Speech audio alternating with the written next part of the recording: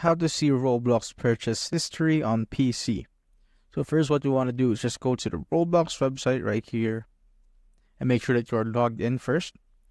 And once you're here, just simply click on the Roblox icon just besides the settings icon or the gear icon on the top right of your screen. And as you can see, it says My Transactions here in the middle of the menu. Just simply click on that. Wait for it to load. And now it will bring you to the My Transactions page. And as you can see, you will see the summary of your incoming Robux, the total, and of course the outgoing Robux and the total of the purchases right here. And you could set it to past 30 days or the past day or the past year. And you click on the past year, you will see all of your transactions and purchase history of Robux right here on this page. You could also set it to purchases if you want.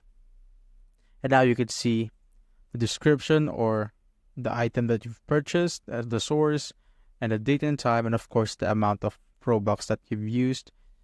Of course, you could also set it to 100 per page, depends on how much you want to see of your purchased history right here.